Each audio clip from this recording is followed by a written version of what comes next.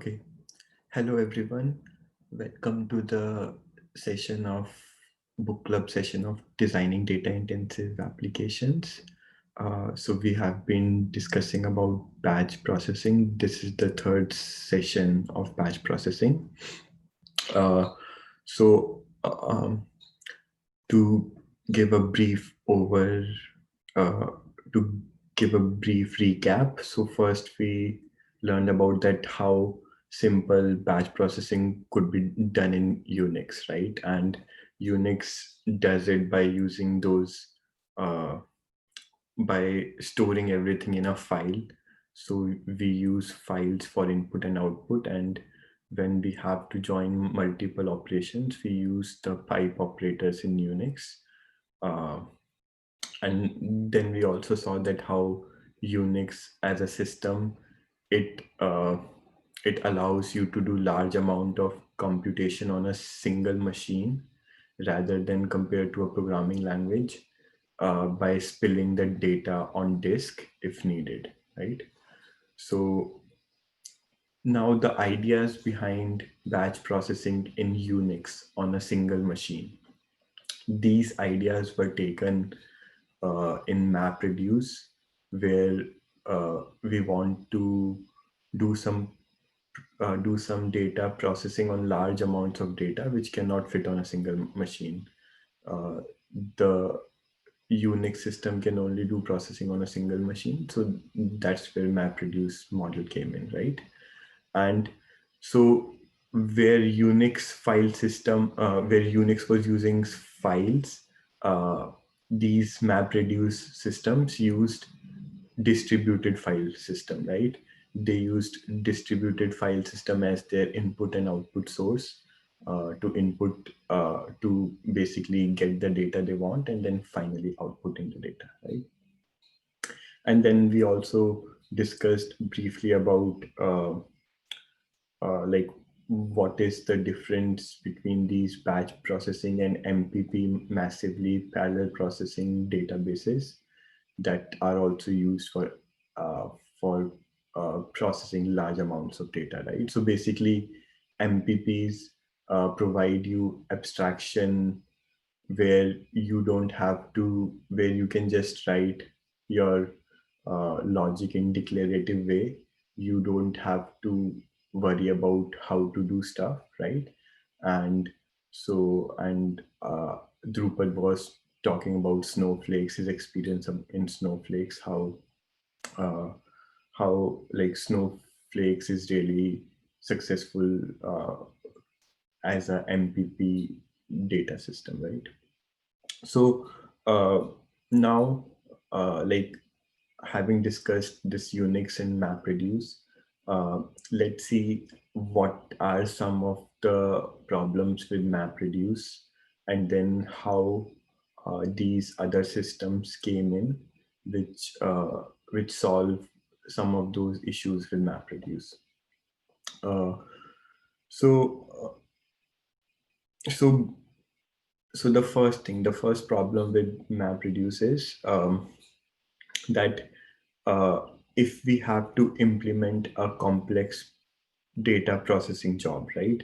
So just using raw MapReduced API, uh, it could be hard to write those data processing jobs, and that's why uh, like these other higher level programming languages have been built on top of MapReduce, because like if you use just raw MapReduce APIs, you have to even write your own join algorithms, right? And we have discussed some of those join algorithms in the last session. But yeah, that's what you have to do by yourself if you're using MapReduce APIs.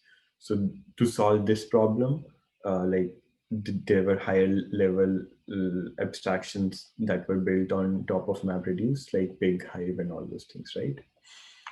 Uh, the second problem is about how the MapReduce executes.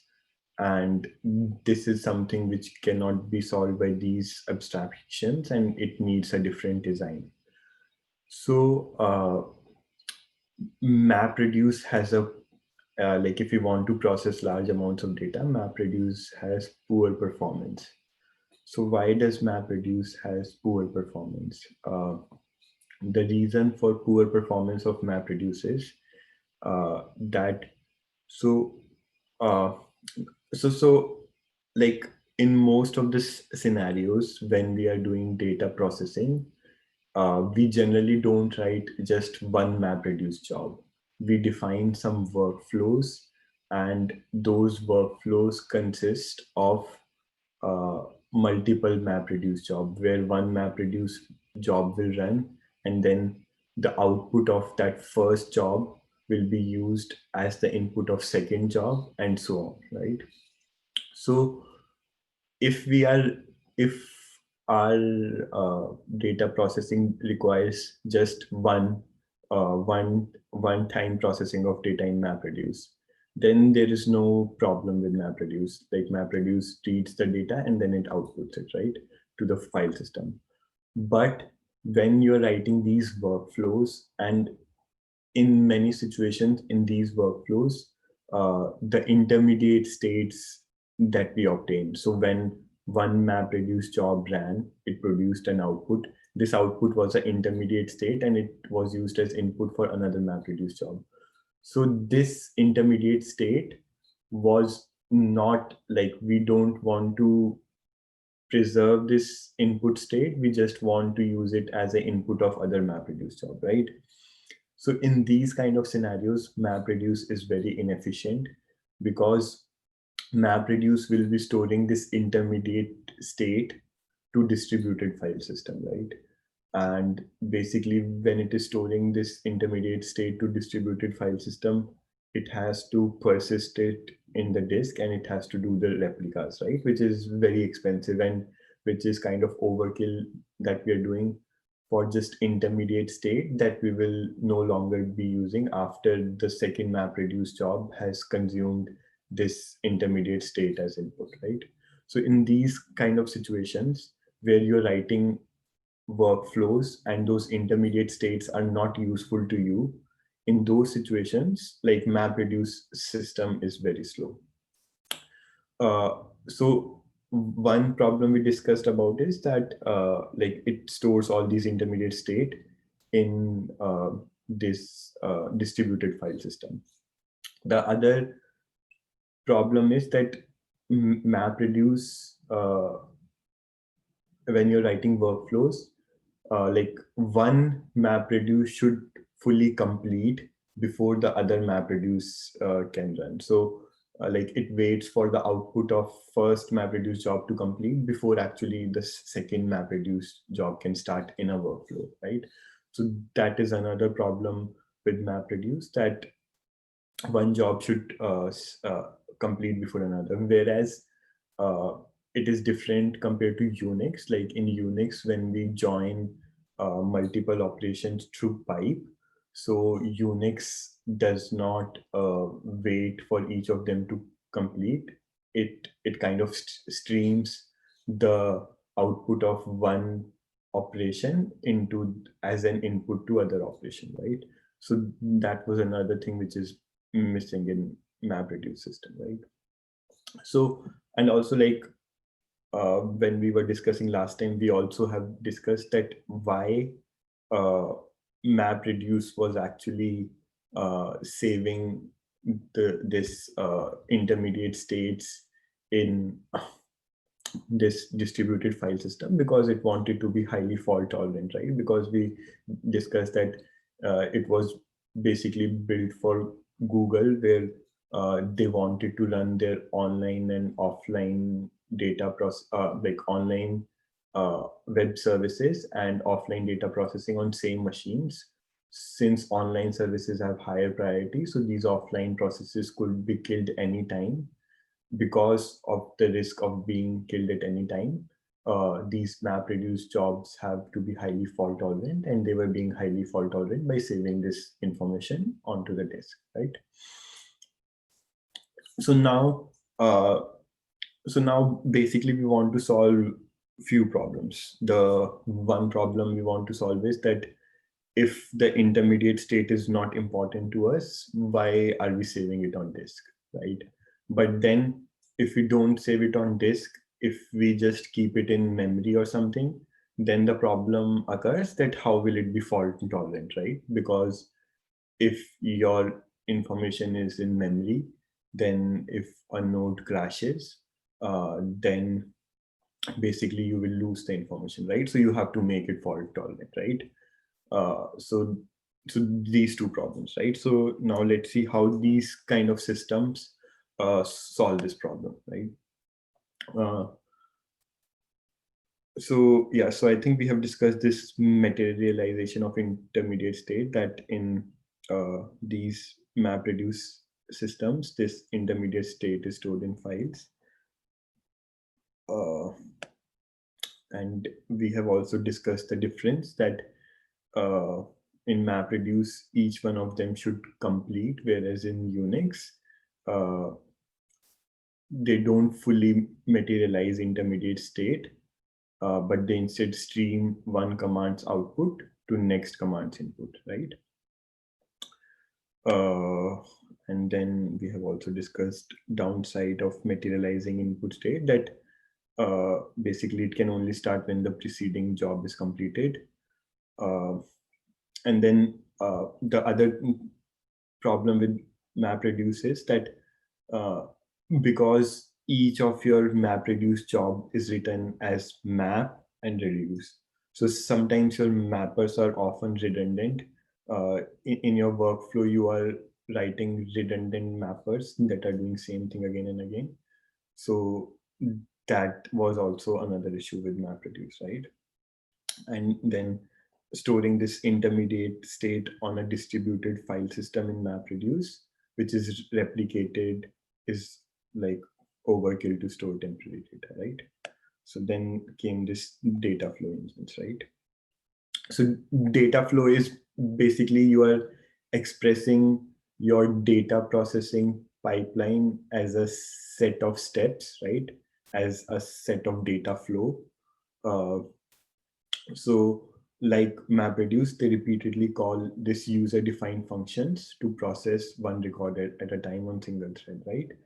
And basically you want to parallelize your work, you want to partition your data, and then do the processing parallelly on your data, right?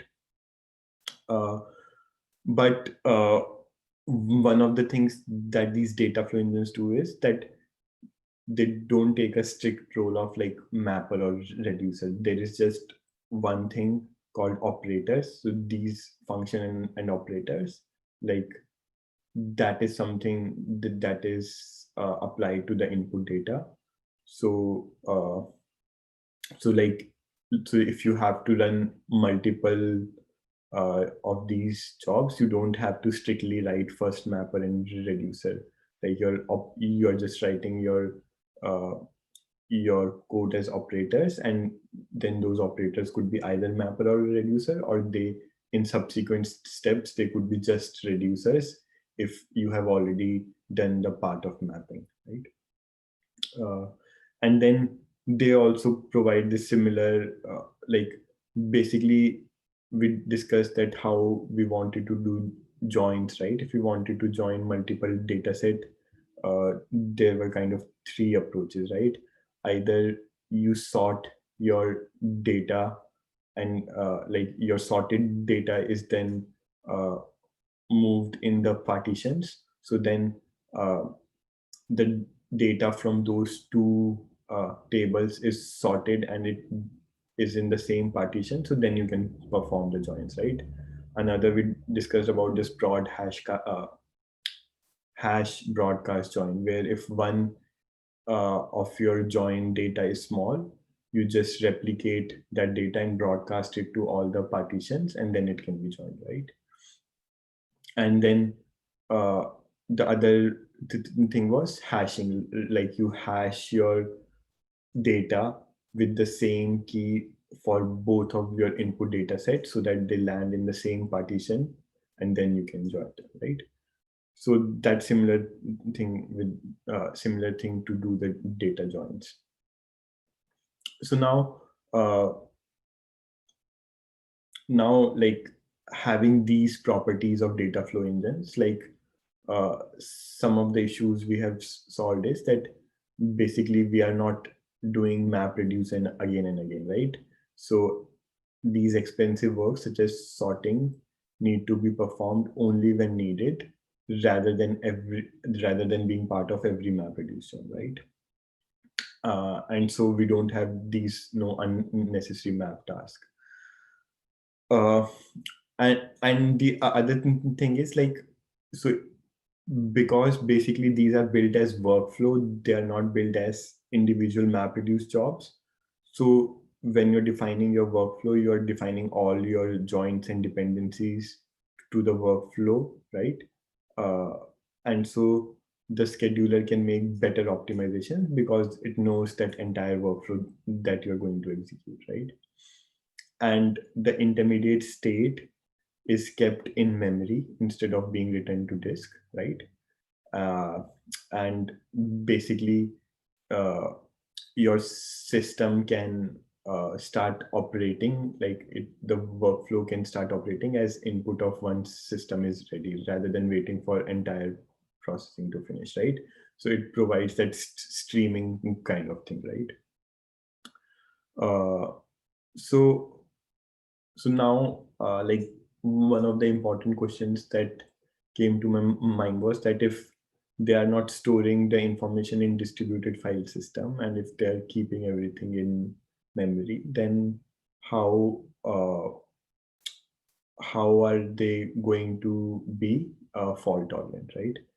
So yeah, so we'll see that. So first, like, one thing that was mentioned in the book is that uh, we can easily change map reduce jobs to this data flow engines. Like, if you have written before a map reduce job and if you want to change it to data flow engine, it can be easily changed, because in data flow we discussed there is nothing like map and reduce, you just have operators, right? So basically, to convert your map reduce to data flow, your map task is one operator, your reduce task is another operator. So you just transform them as operators, and then it becomes your data flow, and then you can execute it as a data flow execution instead of MapReduce, right? And just like some quick diagram of how things look different in MapReduce versus this Spark, which uses this data flow thing which we are talking about, right? So in MapReduce, your input data is on a distributed file system, so it performs some one piece of thing, right, as part of your workflow, and then output will be returned to the disk. Then again, this input is consumed from this distributed file system, and then again output is returned to the disk, right? Whereas in this image is quite small. Whereas in these data flow engines like Spark, so initially your data is on disk, right? So it is written from as a HDFS. Then after the iteration, your data is not returned to the disk. It is stored in distributed memory, which is then consumed by second iteration, then third, then it is transformed again and again stored on distributed memory. And finally, it is outputted to disk when you need to, right? So how do we achieve fault intolerance, right? This is the like one of the bigger problems. uh, so to achieve fault intolerance, basically, these data flow engines uses, like Spark uses something called RDD, resilient distributed data set, right? So what basically RDDs are, that, so, like, uh, one thing could be that you are storing your data in that distributed memory, and there are various existing ways to store your data in your distributed memory, right? Like, if you want to store key value pair, there is something like Redis cache or something which stores uh, your data in distributed memory, right?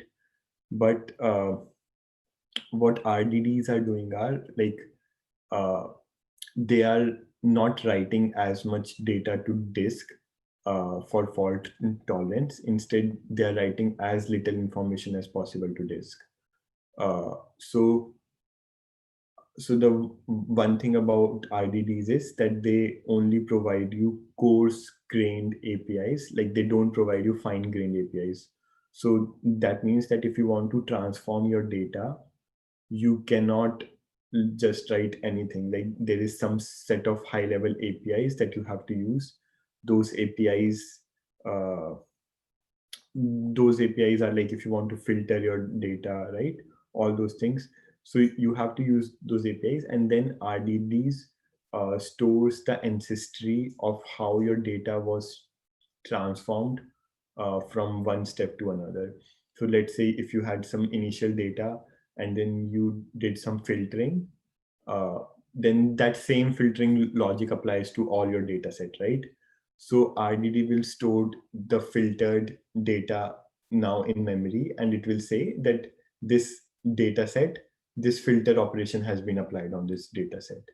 Then when you perform a second operation, which could be some other kind of this high level API, then so yeah, so then again it will store that operation. So then let's say if you join this data, then it will store that now this is the join and this is the output. Now if your machine dies, if your machine fails, right, so it knows that what operation it has last performed, because looking at the last data it can see what transformation it has been applied on that data set. So then for that, for whatever partition has failed, for that partition it will again apply that operation again and then move the workflow further, right? So rather than recomputing the entire thing from the scratch, it knows what transformations has been applied, and those transformations are stored at every step. Whatever transformations has been applied on the data set, that is being stored. So that's why basically it's resilient distributed data set.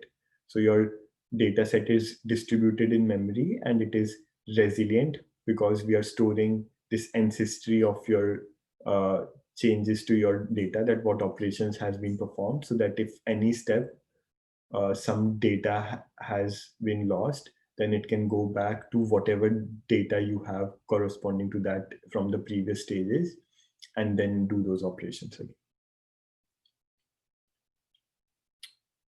Right.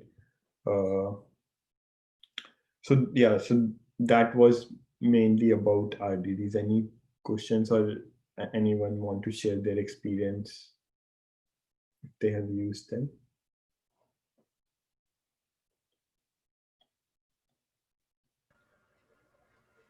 So we haven't talked about the Flink. Are you planning to talk about the Flink? Yeah, so just going over the notes. So resilient distributed data set. So yeah, so like I call it an improved version of distributed shared memory, right?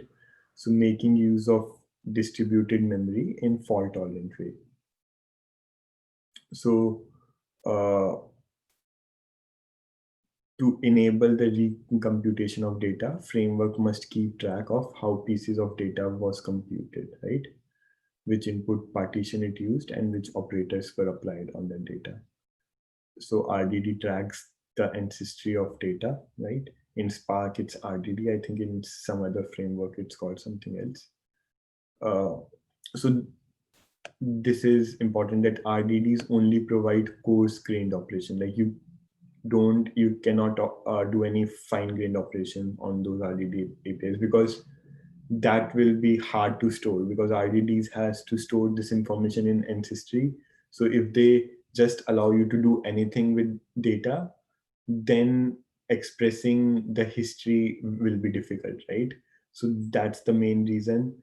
So they only provide like these coarse-grained operations like map, filter, and join, but they claim that most of your data processing jobs could be done with these coarse-grained operations, right? So they provide you a big list of these operations that will help you achieve any kind of data processing that you need.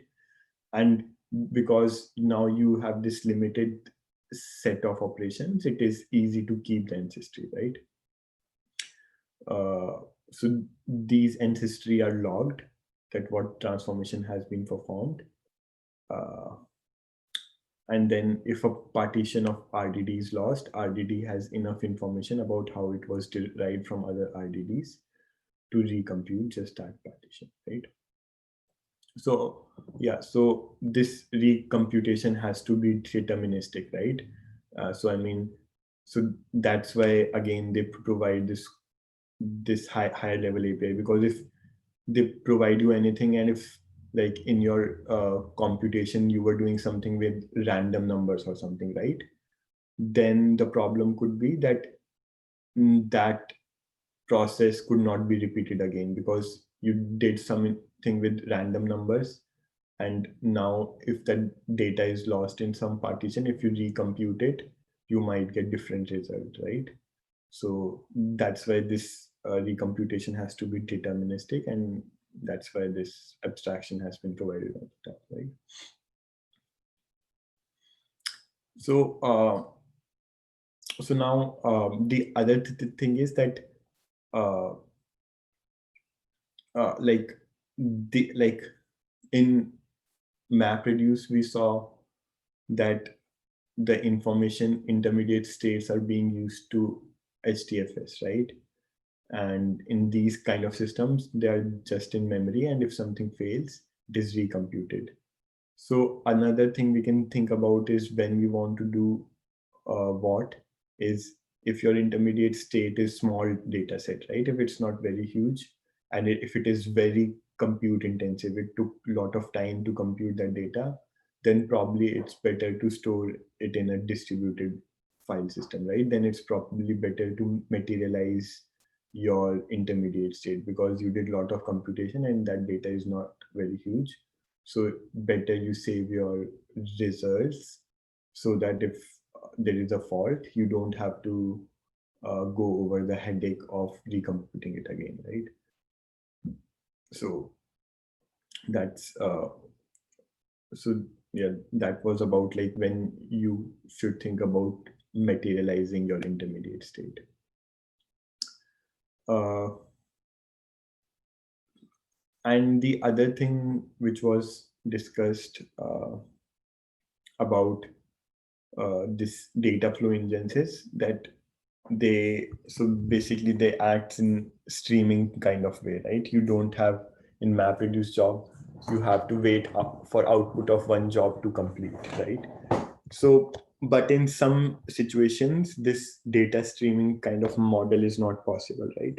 Because if you are sorting, so let's say your uh, one operation was, let's say, sorting, and then the other operation was based on that sorted result, whatever are the top 500 results, do some operation on them, right? So if you kind of do this thing with a streaming kind of way, there is a problem, right? Does anyone wants to tell what could be the problem if we stream, like if we stream and start processing this kind of workflow, where first we are sorting, and then out out of that sorted result we have to do something on top 500 results.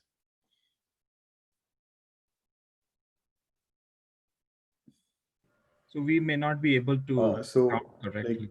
so the thing that mentioned is like, so now if you're doing sorting, your data is being like, first your data is being partitioned, and then each partition will sort by itself, right? So now if you want to know the like top 500 top sorted, you have to wait for all the jobs to complete, because you don't know that which partition might have those top results, right? Like some of the partition might be producing top 500 up till now, but there could be another partition which was lagging behind, and the data inside it has those rows which are actually top, which are greater than the existing one, so which are now top 500, right? So in these situations you have to wait for your entire first uh, operation to finish before you can actually do your second operation, right? So in these kind of situations where you have to do some sorting of data, so sorting only finishes when you have processed your entire data set, right? Then you can give your overall view of what is this sorted output. So in these kind of situation, like streaming uh, will not work, right? And it will be basically similar to MapReduce, that you have to first wait for your one job to finish before the second job can execute. Uh, yeah, so that was issue with streaming. Discussed RDD. Okay. Uh, yeah, and then I think this is the last topic.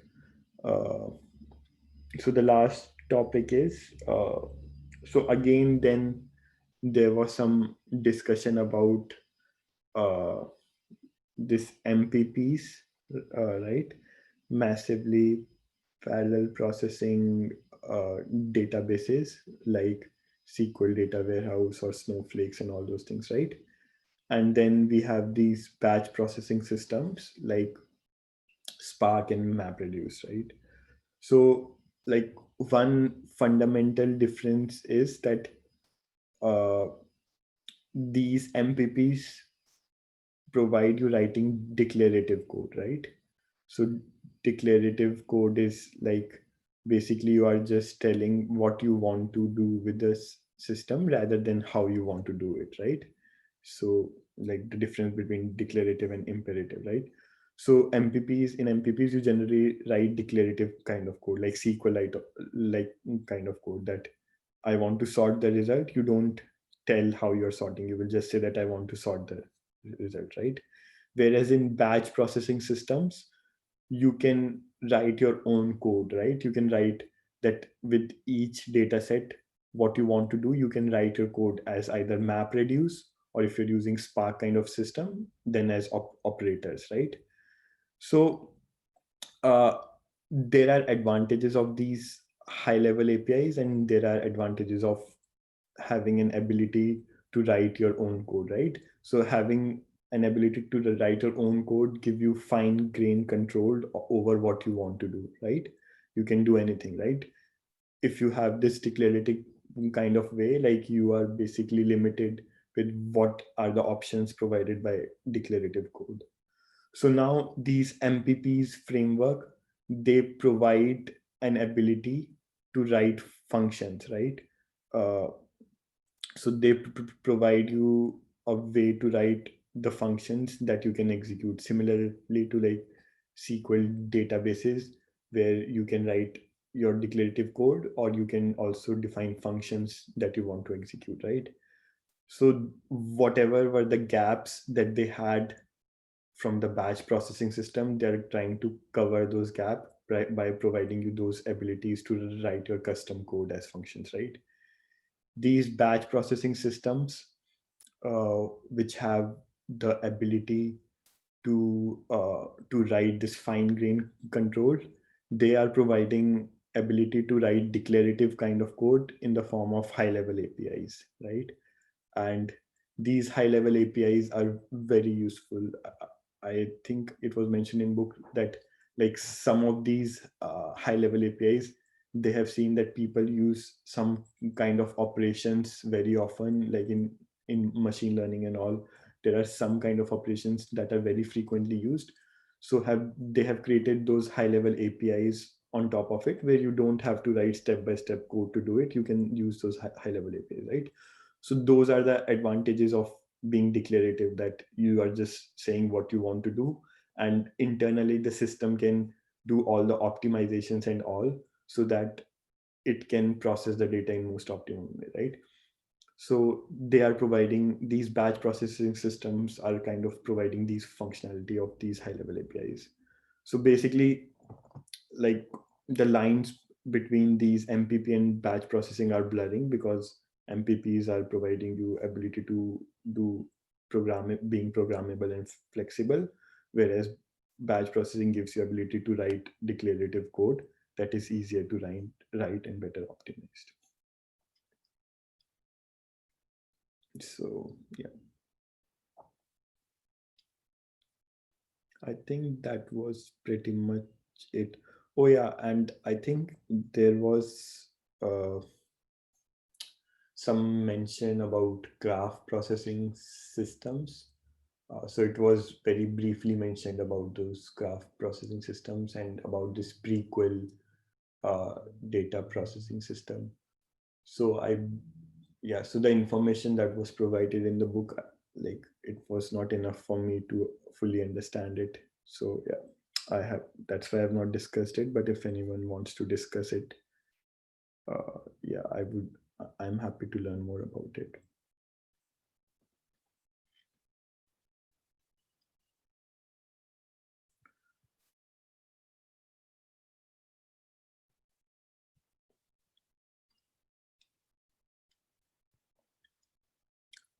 Okay, so I think that's it. So uh, let me stop recording for this because we have completed this, and then let's discuss what